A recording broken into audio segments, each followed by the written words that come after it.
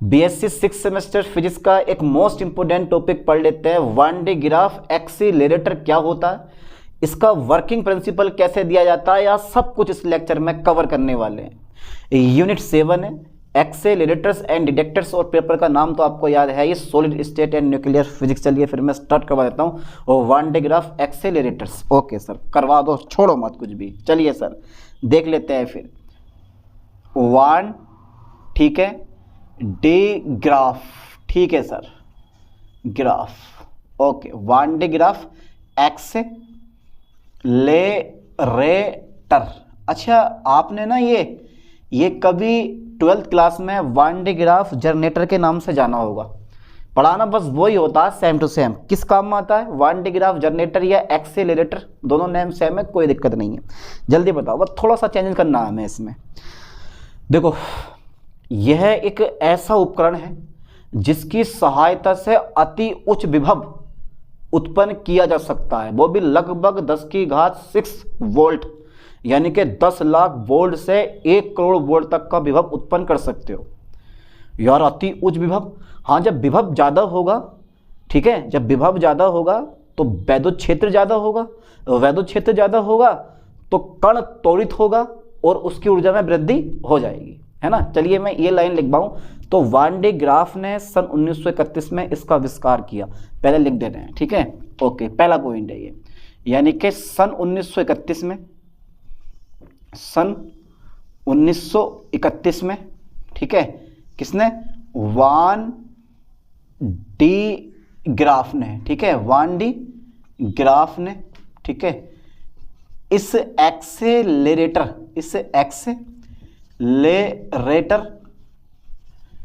का आविष्कार किया, ठीक है, का आविष्कार किया, ओके सर, आविष्कार किया, ठीक है, पहली लाइन आविष्कार किया, ठीक है भाई। अच्छा किस काम में आता है, ठीक है, किया, इसकी सहायता से, इसकी किसकी, इस एक्सेलरेटर की सहायता से, ठीक है, इसकी सहायता से, ओके सर, इसकी सहायता से अति उच्च विभव, अति उच्च विभव, कितना अति उच्च विभव 10⁻⁶ वोल्ट कोटि का, ठीक है, वोल्ट कोटि का, अब लगा लो अंदाजा, 10⁻⁶ वोल्ट कोटि का, ठीक है, उत्पन्न किया जा सकता है, उत्पन्न किया जा सकता है, किया जा सकता है, ठीक है, ठीक है।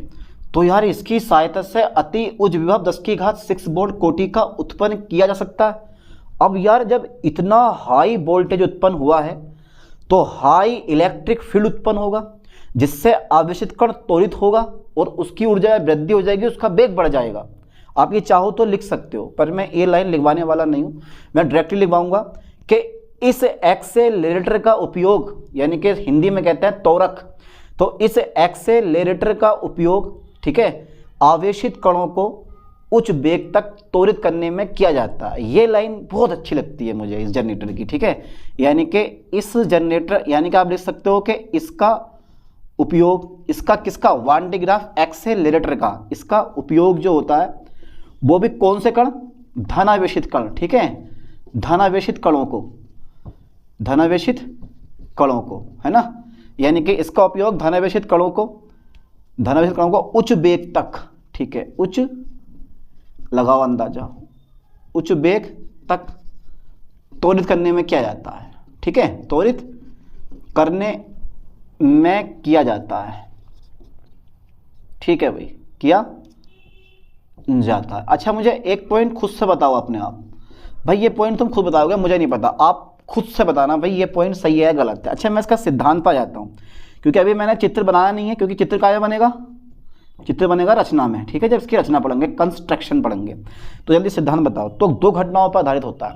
अगर गोला खोखला है ना, यानी कि होलो स्फीयर है, तो खोखले गोले पर आवेश कहाँ होता है, भीतर या बाहर। मान लो मेरे पास ये गोला कैसा बनाया मैंने, ये गोला मैंने खोखला बना दिया, आवेश कहाँ, जितना भी आवेश दोगे सब उसके बाहरी पृष्ठ पर उपस्थित होता है ना। और दूसरा पॉइंट ये होता है कि वायु में वैद्युत विसर्जन नुकीले सिरों की प्राथमिकता के कारण होता है। 2 सिद्धांत पर आधारित होता है ये, यानी कि यह एक्सेलरेटर, यानी कि जनरेटर बोल सकते हो, कोई दिक्कत नहीं, ये एक्सेलरेटर ठीक है, दो घटनाओं पर आधारित है। ओके, कौन कौन सी वो भी हम चेक कर लेते हैं। दो घटनाओं पर क्या है, आधारित है। चित्र बनेगा उधर, ठीक है। अच्छा, पहली कौन सी घटना है, जल्दी बताओ फास्टली। पहली घटना जो होती है ना वो ये होती है, मैंने क्या बोला, कि अगर गोला खोखला है तो जितना भी धनावेश दोगे सब उसके बाहर पृष्ठ पे इकट्ठा होता है। यानी कि होलो स्फीयर पर, होलो SPHERE, होलो स्फीयर पर जो आवेश होता है ना उसके सरफेस पर, आवेश उसके सरफेस पर प्रेजेंट होता है, यानी कि उपस्थित होता है। ठीक है, उपस्थित होता है। राइट, अबे राइट तो बोल दिया करो। अच्छा, सेकंड इसका थ्योरी और आती है, मैं ध्यान देना। हमारा ये क्या है भाई, ये मेरा सिद्धांत है, इस सिद्धांत पे मुझे देखना है। ठीक है, तो होलो स्फीयर पर यानी कि खोखले गोले पर जो आवेश होता है उसके सरफेस पर उपस्थित होता है। सरफेस की जगह आप बाहरी लिख सकते हो, पृष्ठ लिख सकते हो। होलो स्फीयर पर आवेश उसके बाहरी पृष्ठ पर, ऐसे लिख दो यार, सरफेस हटा के ना बाहरी लिख दो, यानी कि आउटर सरफेस, आउटर सरफेस। ठीक है, ये कर दो, आउटर सरफेस पर उपस्थित होता है। अच्छा, सेकंड नंबर है वायु में वैद्युत विसर्जन, वायु में वैद्युत विसर्जन। ठीक है, वैद्युत विसर्जन नुकीले सिरों की, नुकीले सिरों की। ठीक है, वायु में वैद्युत विसर्जन नुकीले सिरों की प्राथमिकता के कारण होता है। ठीक है, प्राथमिकता के कारण होता है, के कारण होता है। चलिए जल्दी फास्टली यहाँ तक का स्क्रीनशॉट मारो तो समझ गए होगे किस काम में आता है। एक्सेलरेटर है तो सिंपल सी बात है, आवेशित कणों का वेग बढ़ाने के काम में आएगा, वो भी कौन से, धनावेशित कणों का वेग बढ़ाने में आप इस वान डे ग्राफ एक्सेलरेटर का उपयोग कर सकते हो। किस काम में आता है, आवेशित कणों का वेग बढ़ाने में। ठीक है, समझ में आया। ओके ओके, जितने भी त्वरक एक्सेलरेटर पढ़ोगे सबका एक ही काम होगा, वेग बढ़ाना। ठीक है, आवेशित कणों का वेग बढ़ाना। ठीक है, किसका, आवेशित कणों का वेग बढ़ाना। चलिए आगे देखते हैं। तो यहाँ तक का स्क्रीनशॉट ले लो, ले लिया होगा। ठीक है, कर दें फिर इसको इरेज, बोलो कर दें, बोलो कर दो। तो साफ कर दिया मैंने। अब इसकी रचना पढ़ेंगे। ये तो खाली एक बेसिक इंट्रोडक्शन, थोड़ा सा इसका थ्योरी वगैरह हो गई, यानी कि प्रिंसिपल हो गया। अब जो पढ़ाने वाला हूँ आपको वो बहुत इंपॉर्टेंट फैक्ट है, रचना। क्योंकि रचना पे नंबर मिलेंगे, बिना चित्र के नंबर मिलते नहीं है। ठीक है, क्रियाविधि भी ईजी होती है, क्रियाविधि भी इसकी ईजी है और रचना भी इसकी ईजी है। चलिए अब पहले ज़रा रचना चेक कर लेते हैं। ठीक है, हटा दो इसको भी, इसकी भी जरूरत नहीं है हमें। चलिए, तो रचना यानी कि कंस्ट्रक्शन जब पढ़ेंगे हम, रचना कंस्ट्रक्शन। ठीक है, चलिए रचना आ जाती है कंस्ट्रक्शन में। तो सबसे पहले इसमें क्या होता है, एक खोखला गोला होता है, बनाओ। खोखला गोला बनाने के लिए आपको ज़्यादा मेहनत नहीं करनी है। ठीक है, कुछ इस टाइप से, यार थोड़ा सा नीचे से बनाओ, यहाँ से बनेगा। लो सर, चलो लो, मैंने ये खोखला गोला बना दिया। सर ये खोखला गोला है, हाँ यार। ठीक है, तो इसमें क्या होता है, एक खोखला गोला, ठीक है, एस होता है, होलो स्फीयर होता है। ठीक है, जो दो अचालक स्तंभ, तो ये जो स्तंभ तुम देखोगे ना भाई, ये वाला स्तंभ, एक ये वाला स्तंभ, ये दोनों के दोनों स्तंभ कैसे हमारे अचालक होते हैं। समझ में बात आई, ये अचालक स्तंभ होते हैं यहाँ पर, ये। तो मैं रचना करते करते ना, यानी कि आपको समझा दूंगा, यानी कि चित्र बनाते बनाते मैं लिख रहा हूँ। चित्र अभी किसी को नहीं बनाना, बस सिर्फ समझते रहो। तो सबसे पहले मैंने क्या बनाया, ये क्या है हमारा, एक होलो स्फीयर है ये हमारा। ठीक है, होलो स्फीयर। ठीक है, होलो स्फीयर। ठीक है, चलो मैं लिख देता हूँ यहाँ पे स्फीयर। तो इसमें क्या होता है, इसमें एक खोखला गोला, एक खोखला गोला। ठीक है सर, इसमें एक खोखला गोला का नाम क्या है, इसमें एक खोखला गोला एस होता है। ठीक है, इसका नाम दे दियो एस। ठीक है, इसमें एक खोखला गोला एस होता है, ये इसमें एक खोखला गोला एस होता है। एम राइट, होता है। ठीक है सर, इसमें एक खोखला गोला एस होता है। ठीक है, समझ में आया, हो गया। ठीक है, जो दो अचालक स्तंभ ए और बी पे टिका होता है, इसको बोलते हैं इंसुलेटिंग स्टैंड। ठीक है, जो दो इंसुलेटिंग, चलो मैं लिख देता हूं इंग्लिश में, इंसुलेटिंग स्टैंड, इसको बोलते हैं हिंदी में स्टैंड, ठीक है। दो यानी कि अचालक स्तंभ। तो इसमें एक खोखला गोला एस होता है जो दो अचालक स्तंभ ए तथा बी पर टिका होता है। बी पर क्या होता है? टिका होता है। दिखाई दे रहा है ना, टिका होता है, टिका होता है। और जो ये होलो स्फीयर है ना, ये चालक होता है। ध्यान देना, कभी सोचो क्या चालक है, तो इसमें एक चालक खोखला गोला एस होता है। यार ये रह गया, इसमें चालक को लिख लो, चलो यहाँ पे इसमें एक चालक खोखला गोला, ये चालक कर लियो उसको, ठीक है। इसमें एक चालक खोखला गोला क्या होता है? एस होता है, जो दो इंसुलेटिंग स्टैंड ए तथा बी पर क्या होता है? टिका होता है, ठीक है। समझ में यहाँ तक? चलिए इसका थोड़ा सा ना डायग्राम में और बनाऊँ, हल्का सा। अच्छा लग रहा है ना? लगेगा, बढ़िया लगेगा। अभी टेंशन मत लो, थोड़ा सा और बढ़ा दो आओगे, इतना कर दो। ये स्टैंड ऐसे कर दो, स्टैंड ऐसे ये वाले स्टैंड कर दो ऐसे करके। फिर इसके बाद में यहाँ से जो है आपको एक लेयर और खींच देनी है। ध्यान देना, ये लेयर जो है ना बिल्कुल ये फिर इसके बाद में ये वाली लेयर हमें यहाँ को एक लेयर और खींच देनी है, ये ठीक है, इस तरह की लेयर। और इसको जो है इससे मिला देना है, ये ऐसा करके मिला दिया हमने। ओके ओके ओके, ठीक है ठीक है। तो ये स्टैंड हो गया हमारा, है ना, हो गया। तो इसमें एक चालक खोखला गोला एस होता है जो दो इंसुलेटिंग स्टैंड ए और बी पर टिका होता है, ठीक है। दो घिरनियाँ होती हैं। यार ये चित्र थोड़ा सा ना ये इतने सा आ जाए, बस खाली इतने में आ जाए, क्योंकि इधर को मुझे एक ट्यूब और बनानी है अभी। ये इतने में आ जाए बस, ठीक है। मुझे इधर ट्यूब बनानी है ना अभी एक, चलो इतने रहने दे रहे हैं। ये अब तुम सोच रहे हो यार ये क्या बना रहे हैं सर, अभी यही सोच रहे हो ना? अभी देखते हैं क्या होता है, यही तो मेन चीज़ है। चलो इसको भाई थोड़ा सा बाहर निकाल दो, ये बस इतनी काफ़ी है ना, इतनी काफ़ी है, इतनी काफ़ी है, बस काफ़ी हो गया। अब देखो ज़रा ध्यान से, इतना काफ़ी, इतना इतना इतना, ठीक है। और ये होती है हमारी दो घिरनियाँ, ठीक है। ये है हमारी घिरनी, पुली बन, ठीक है। यार बड़ा बुरा लग रहा है ये तो, ये ऊपर से लाओ सेट करके ऐसा करके, और इसको जो है इस पर मिला दो, ठीक है। ये पुली बन हो गई। और इसको भी ऐसे करके, अरे चलो सही है, बना लिया तुम यार। फिर ये ठीक है, ये मेरे पास पुली सेकंड हो गई, है ना। तो ये पुली मेरे पास P1 है और ये पुली मेरे पास कौन सी है? P2 है। तो दो घिरनियाँ होती हैं, दो पुली होती है जिन पर एक सिरेहीन बेल्ट या रबड़ की बेल्ट होती है, वो लगातार विद्युत मोटर की सहायता से घूमती रहती है। अब विद्युत मोटर में बनाऊंगा नहीं, ठीक है। तो पहली पीस से पहली पुली ये है, पहली पुली ये है, ठीक है। दोनों पुली पर एक बेल्ट क्या होती है? विद्युत मोटर की सहायता से लगातार घूमती रहती है, ठीक है। एक बेल्ट जो होती है ना, जो बेल्ट होती है, एक बेल्ट पुली, ठीक है, P1 व P2 पर विद्युत मोटर की सहायता से, ठीक है, विद्युत मोटर की सहायता से, ठीक है। विद्युत मोटर की, मैंने विद्युत मोटर शो नहीं करी है चित्र में, ठीक है, करते नहीं है, रहने तो कोई दिक्कत नहीं है। विद्युत मोटर की सहायता से, विद्युत मोटर की सहायता से लगातार घूमती है, ठीक है, लगातार घूमती रहती है, रुकने के चांस नहीं है। एक बार मोटर स्टार्ट तो सिरेहीन बेल्ट लगातार घूमती रहती है, ठीक है।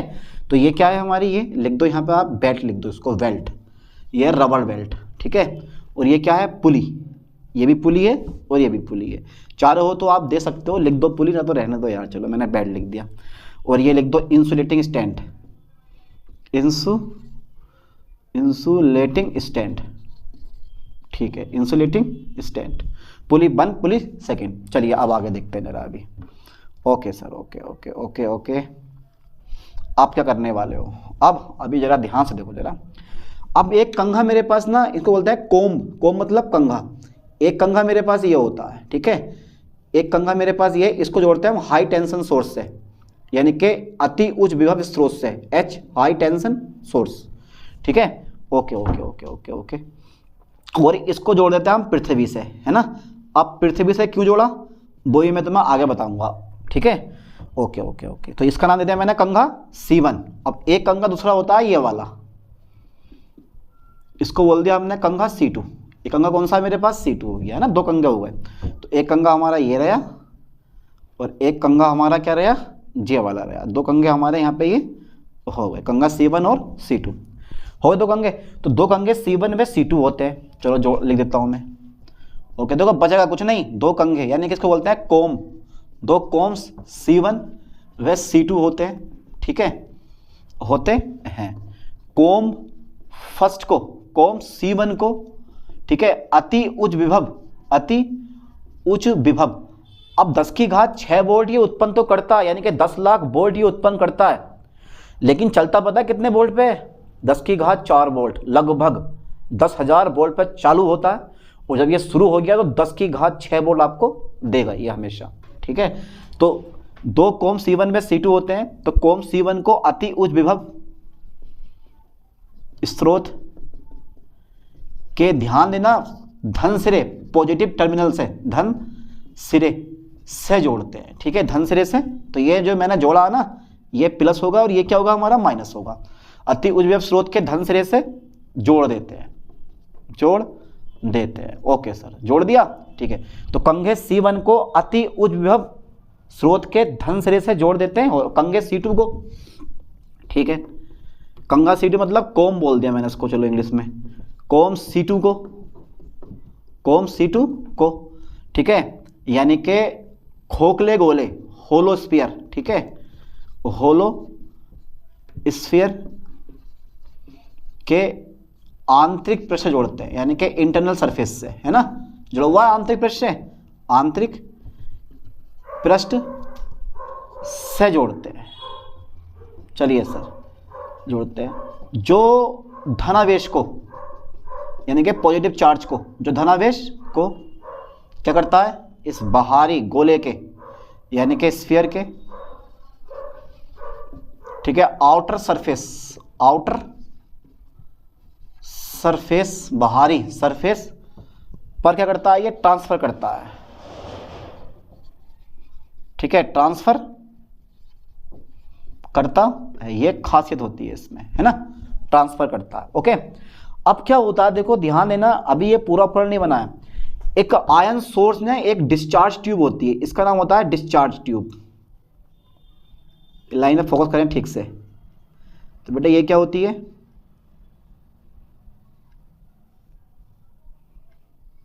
अलग करके बनाओ थोड़ा सा, ठीक है।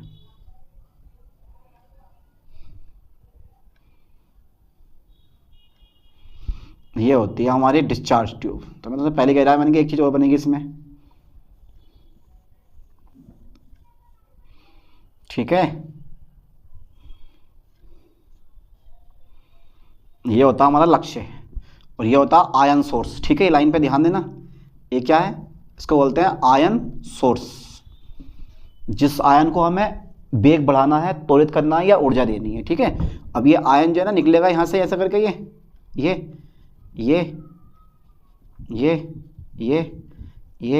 और जो ये लक्ष्य होगा ना हमारा, ये जो हमारा लक्ष्य होगा, यहाँ पर लिखा हुआ लक्ष्य, इसको बोलते हैं टारगेट। तो जो हमारा ये टारगेट होगा, ठीक है, ये क्या है हमारा टारगेट। तो ये सीधे टारगेट पे जाकर क्या करेगा, अटैक करेगा, ये जो आगा और इस पे अटैक कर देगा टारगेट पर, ठीक है। तो ये होता है हमारा टारगेट, समझ में आया, ठीक है। तो इसको बोलते हैं हम डिस्चार्ज ट्यूब। क्या नाम है इसका, डिस्चार्ज ट्यूब बोला जाता है इसको, डिस्चार्ज ट्यूब, डिस्चार्ज ट्यूब इसका नाम होता है ना। तो एक क्या होती है, एक डिस्चार्ज ट्यूब होती है एक, ठीक है, डिस्चार्ज, ओके ओके, एक डिस्चार्ज ट्यूब होती है, ठीक है सर, एक डिस्चार्ज ट्यूब होती है, हाँ ठीक है। एक क्या होती है, डिस्चार्ज ट्यूब होती है, धनावेश को स्फीयर के आउटर सरफेस पर ट्रांसफर करता है। एक डिस्चार्ज ट्यूब होती है जिसके ऊपरी सिरे पर, जिसके, चेक करो, जिसके ऊपरी सिरे पर क्या चीज़ है, जिसके ऊपरी सिरे पर, ठीक है सर, जिसके ऊपरी सिरे पर, इस वाले सिरे पर, जिसके ऊपरी सिरे पर क्या होता है, आयन सोर्स होता है, ठीक है, ध्यान देना, आयन सोर्स होता है, ठीक है। तथा निचले सिरे पर, तथा निचले सिरे पर टारगेट होता है, ओके, निचले सिरे पर टारगेट होता है, ठीक है, निचले सिरे पर टारगेट होता है।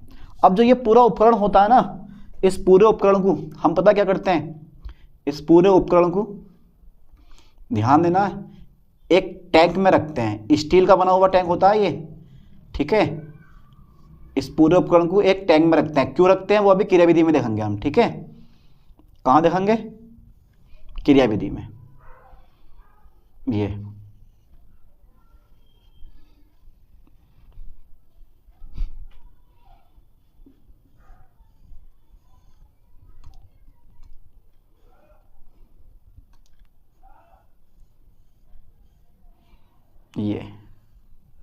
ठीक है, ये ठीक है। तो ये अर्थ है हमारी, थोड़ा चित्र अगर ना दिख रहा होगा तो इसे थोड़ा सा ना ऐसा कर लिया, ऊपर बना लिया। और तो ये क्या हमारी अर्थ, EARTH, अर्थ, ऐसा होता। अब ये पूरा डायग्राम बन गया, ठीक है। अभी नहीं बना, अभी थोड़ा सा रहा हुआ, तुम चित्र बनाते रहो मेरे साथ साथ, बना लेना अभी यार, क्योंकि मिस्टेक हो जाएगी ना तो बनाओगे तो, ठीक है। तो ये पूरा डायग्राम हो गया। तो मैंने क्या रखा है, इसको एक स्टील के टैंक में रखा जाता है इसको, और इसके अंदर जो वायु होती है ना, एयर में या तो तुम्हारे पास नाइट्रोजन गैस होगी या फिर आप मेथेन गैस ले सकते हो उसके अंदर, ठीक है, मेथेन गैस ले सकते हो। अब क्यों लेते हैं वो भी हम यहाँ भी क्रियाविधि में चेक करेंगे।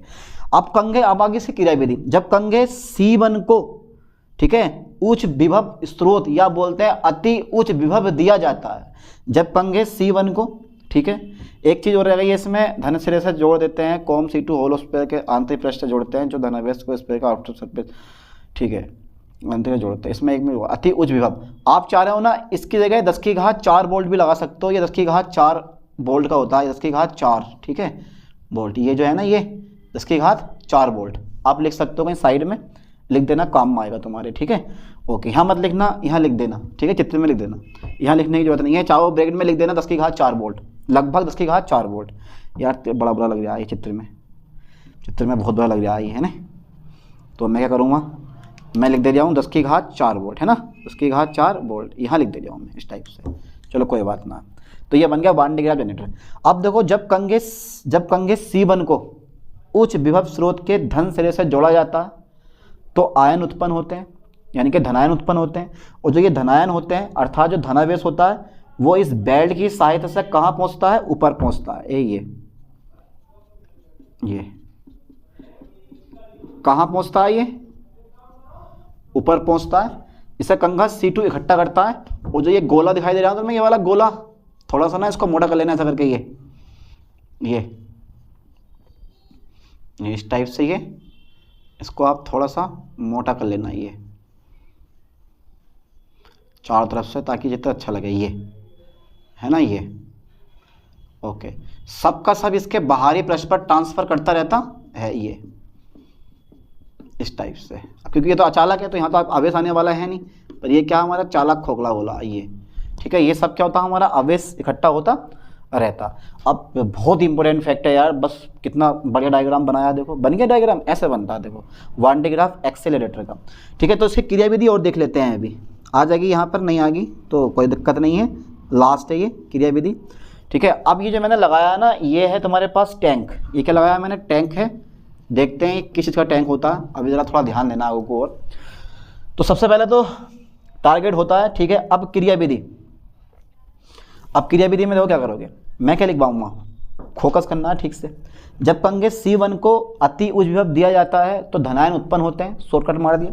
ये जो धनावेश होता है वो इस बेल्ट की सहायता से कहाँ पहुँचता है, ऊपर पहुँचता है, जिसे कंगा C2 इकट्ठा करता है और खोखले गोले के बाहरी पृष्ठ पर ट्रांसफर कर देता है। आवेश का मान बढ़ने पर विभव का मान बढ़ता है। जब आवेश का मान बहुत अधिक हो जाता है तो विभव का मान भी बहुत अधिक हो जाता है, जिससे और बहुत अधिक विभव होने पर निकटवर्ती वायु की परावैद्युत तीव्रता टूट जाती है। जब एक लिमिट से ज़्यादा आवेश हो गया तो यार गोला रोक पाएगा। अब जितना आवेश आप भर भर के दे रहे हो, जब बहुत ज़्यादा इसके पास आवेश हो गया, अब मेरे बस की बात नहीं है, गोला क्या करता है, सारे का सारा आवेश बिखर जाता है वायु में। अब इस चीज़ को रोकने के लिए, यानी कि इस आवेश के लीकेज को रोकने के लिए, इस पूरे जनरेटर को पृथ्वी से जोड़ देते हैं। इस पूरे जनरेटर क्या करते हैं, पृथ्वी से जोड़ देते हैं और एक स्टील के बने टैंक में रखा जाता है, जिसमें नाइट्रोजन या मेथेन गैस होती है, वो भी हाई प्रेशर पे।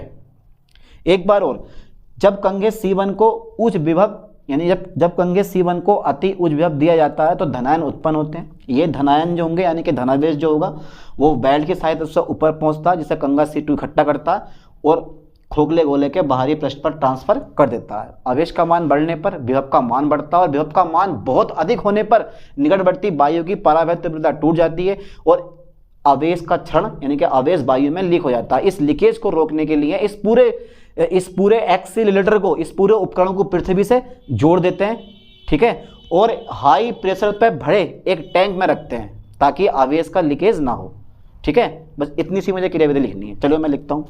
तो लाइन पे फोकस करना है किसको, जब कोम C1 को लाइन पे ध्यान देना, क्या बेटा ये कोम बोलते हैं इसको। जब कोम C1 को क्या करते हैं हम यार, जब कोम C1 को, ठीक है, अति उच्च विभव दिया जाता है, अति उच्च विभव दिया जाता है, अति उच्च विभव दिया जाता है, ठीक है, अति उच्च विभव दिया जाता है। जब कोम C1 को अति उच्च विभव दिया जाता है, ठीक है, कोम C1 को अति उच्च विभव दिया जाता है तो धनायन उत्पन्न होते हैं। तो धनायन क्या होते हैं, उत्पन्न होते हैं, धनायन उत्पन्न होते हैं जो बेल्ट की सहायता से, जो बेल्ट की सहायता से कहाँ पहुँचते हैं, ऊपर जाते हैं, जिन्हें कंघा क्या होता है, जिन्हें कोम C2 एकत्रित कर लेता है ना, एकत्रित कर लेता है तथा होलो स्फीयर के जल्दी फास्टली स्क्रीनशॉट मारो, उसका ले लेगा स्क्रीनशॉट, ठीक है।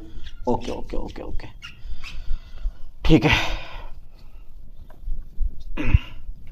Okay okay okay okay okay okay ठीक है।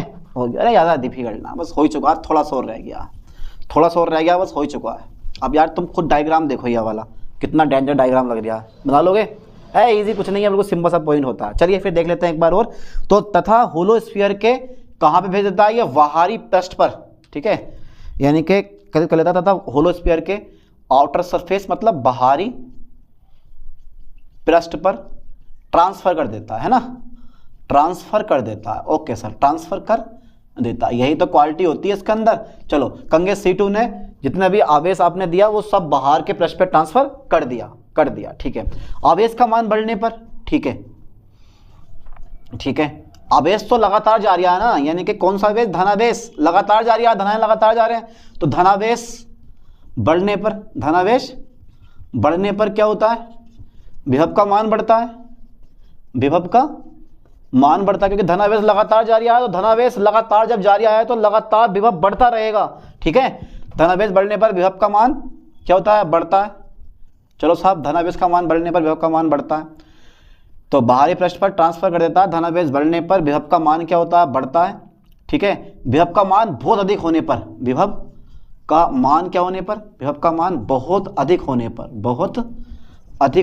विभव का मान बहुत अधिक होने पर निकटवर्ती वायु की, ध्यान देना, निकटवर्ती वायु की, ठीक है, परावैद्युत तीव्रता टूट जाती है, परावैद्युत तीव्रता टूट जाती है, तीव्रता क्या हो जाती है, टूट जाती है, ठीक है, टूट जाती है, जिससे आवेश का लीकेज, जिससे आवेश का क्या लीकेज जो होता है, लीकेज वायु में हो जाता है, वायु में हो जाता है, मतलब किसी काम का नहीं रहा, ये किसी काम का नहीं रहा। अब क्या करेंगे फिर, जिससे आवेश का लीकेज वायु में हो जाता है। अब इस लीकेज को रोकने के लिए, ठीक है, ध्यान देना, इस लीकेज को रोकने के लिए, ओके, इस लीकेज को रोकने के लिए, ठीक है सर, इस लीकेज को रोकने के लिए, ठीक है, इस लीकेज को रोकने के लिए पूरे उपकरण को के लिए, अरे यार, इस लीकेज को रोकने के लिए पूरे उपकरण को, चलो ये लिख दो यार, पूरे उपकरण को अर्थ, EARTH, अर्थ से जोड़ देते हैं तथा, ठीक है, तथा उच्च दाब पर भरे, उच्च दाब पर भरी वायु वाले टैंक में रखते हैं, वायु वाले टैंक में रखते हैं। ठीक है, अब भैया सिंपल सी बात है, आवेश बढ़ता रहेगा और विभव का मान बढ़ता रहेगा और आवेश जो है वायु में लीक भी नहीं होगा। अब जब बहुत ज़्यादा विभव हो जाएगा तो वैद्युत क्षेत्र बहुत बढ़ जाएगा, जब वैद्युत क्षेत्र बढ़ जाएगा तो आवेशित कण हाई एक्सीलरेट होगा, यानी कि उच्च त्वरित होगा, जिससे क्या होगा, उसकी ऊर्जा बढ़ जाएगी, उसका वेग भी क्या होगा, बढ़ जाएगा, और यह आयन यहाँ से निकलेगा और खट से डायरेक्ट टारगेट पे टकरा देगा, है ना। तो इतनी छोटी सी बात होती है। तो उस दाब पर भरी वायु वाले टैंक में रखते हैं।